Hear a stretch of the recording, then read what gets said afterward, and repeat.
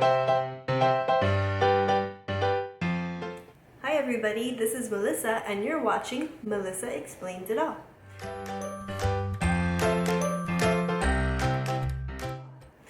Today we're going to be talking about one of my absolute favorite subjects, and it's how to choose a major/career. Now if you're wondering who am I and why am I talking about this, I've worked combined throughout the past 8 years as a teacher as well as a counselor. I've mostly worked with teenagers, and my absolute favorite setting was working in the school as a school counselor. Even though I've worked mostly with high school, middle school aged children, that doesn't mean this information won't be useful to you if you're a young adult or an older adult considering a career change. I'm pretty sure you'll find this information useful as well. I have a blog site that I will link down below where I have been posting all this information already. There's several things you can explore when you're thinking about how to choose a major. Some of them include personality, values, interests, and also your aptitude or your ability to work in that field. So what we're talking about today will be personality. Personality is such a huge component of enjoying the work that you do, because if your work really isn't in line with who you are as a person, you might not feel satisfied in the work that you're doing. How do we apply that to you? Well, the first thing you have to do is actually find a way to sort of clearly define what your personality is. You might have a general idea of who you are as a person, but being able to break it down in more detail will definitely help you understand yourself and understand what kinds of jobs or careers you will enjoy or won't enjoy. I have found websites that have free resources that I have used with people throughout the past 8 years or so, and it's proven to be very, very helpful. The first website that I recommend using is humanmetrics.com. They have a survey that's been up for the past several years. Like I said, I've been using that I think for the last 6 or 8 years. I have found it to be very, very useful in helping you understand your personality. Now, this test is based off of the Myers-Briggs. I don't think that it is the actual Myers-Briggs, because that test is one that you usually have to pay to do, and this is a free version of that test that's available online.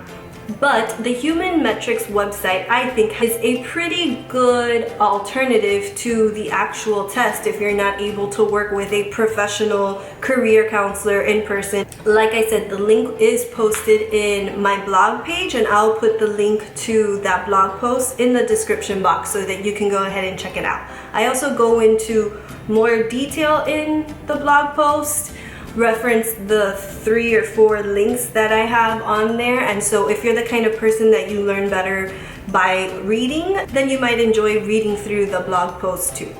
So you will find on the Human Metrics website that the test has 64 questions, and the answers range from yes in all caps, which basically means I strongly agree, to yes in lowercase, which basically means I just agree. Then it says uncertain, which is pretty self-explanatory.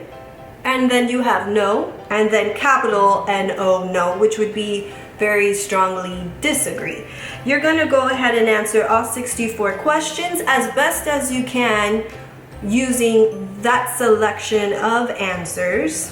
So once you go through and you answer all the questions, you're going to be given a 4-letter combination. Now, I'm not going to go into too much detail because I don't want to bore you with all that. Reference what all the 4 letters mean sort of individually and specifically. You can learn more about that by clicking through the Human Metrics website. But what is beneficial to you is actually learning what your personality combination is. So once you have those 4 letters for your personality, you're going to go back to the blog post and you're going to go to step 2 where it says personality and careers, and that website is called personalitypage.com. When you click that link, you're going to see the list of all the combinations available on that test that you took. You will find whatever combination you got on that test. You're gonna see that it has a title for each one. So for example, ISTJ, the duty fulfillers, ESTJ, the guardians. That's just a very basic description of that personality type. When you click on the letter combination, you'll see it says careers for, I clicked on ISTJ, so we see careers for ISTJ personality types. There is a brief description and bullet points reference typical personality characteristics for this kind of person. And you might find that you agree with most of it. There might be 1 or 2 or 3 things that might not relate to you, but usually every time I've done this, more often than not, most of the people say, you know, this does paint a pretty good picture of who I am as a person. Then at the very bottom of the page, you're going to see a list of possible career paths for your personality type. Now this is just a very short list. There's usually maybe less than 10 on there, but this is sort of a reference point to help you sort of start thinking about career options that are in line with your personality. So this is just a stepping stone to help you get the process started as to what careers you might enjoy. Let's say you look through that list and you're interested in one of those. I'm looking here at ISTJ. So let's say that I happen to be interested in accountants and financial officers. What I'm going to do next is go to step 3 in the blog post, and that link that you see there called onetonline.org is an amazing resource that's put together by the US Department of Labor, and it's updated regularly. They provide surveys to people in all different career paths, and they update that site very often. You're gonna see now the amount of resources that are available on there. On the top right hand corner, this is just the quick way to get the information that you might be interested in.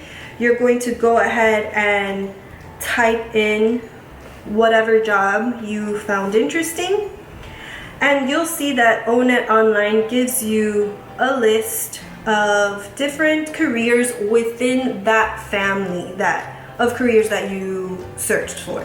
So I typed accountants, and I see accountants is the first thing on there, and there's a little icon that says bright outlook, and it has a little sun, and that basically means that it's projected in the future, in the near future, that there will be plenty of job opportunities in that field, which is a good thing. So we have accountants and auditors, bookkeeping, accounting and auditing clerks, budget analysts, billing costs and rate clerks. You could read through the whole list and then click whichever one you find interesting. I'll just go ahead and click the first one on the list. And I want to briefly show you, this is the last step, all the cool information that this website offers. You'll see it pretty much all along the top. You'll see all the links, so it says tasks, tools and technology, the knowledge that you need, the skills, abilities, the work activities that you'll complete. They go into more detail regarding work activities, so on and so forth. If you want to know what kind of education and training you need, if you need a bachelor's, a master's, or beyond that. Interest is something we'll talk about in a follow-up video. Reference career counseling, and work values as well is an upcoming video where I will go in more detail. And one of my favorite things to go over with people is always wages and employment, because it's usually for most people one of the most important things to talk about. So you'll see here for accountants, the median or sort of the average is $31.70 an hour, and that's about $65,940 annually. if you click here where it says state wages, you can actually see what the salary is like in your state or whatever state you plan on working in when you graduate. So I live in Florida, I'll click Florida. So we can just kind of see the difference between the national statistics and the state statistics. The first thing that pops up is a graph, a bar graph. The blue is the United States wages and the red is the state of Florida. So you will see that in Florida, the highest that an accountant will usually get paid is $103,000, $200 a year. The median or the average is $60,000, $580, and the lowest is $38,860. And comparing that to the national average, it's a little bit less. So I strongly encourage you to go through these 3 pages to complete that one short quiz on your personality. Check out what the second website has to say about your personality characteristics and find whichever career you might be most interested in. Then go ahead and check out the ONET website. That is my absolute favorite website for looking up career information. I've done this whole process not only with students in school and people in private practice and community mental health, but also even with family members. And every single person that I've done this activity with, they have found it to be super, super helpful. And so many people say they wish their school counselors could do this kind of stuff with them, but unfortunately, the reality is a lot of times school counselors don't have the ability to do these kinds of things with students because of all the other administrative work that's piled on them. If you found this information useful, please give it a thumbs up. Also, please click the subscribe button so you can be notified of upcoming videos. I do post school counseling related sort of topics once a month, and everything else that I post is just sort of the fun things that I enjoy doing. So if you're interested in this kind of information, please subscribe and come back for more. I hope you have a wonderful day, and I will see you in my next video. Bye!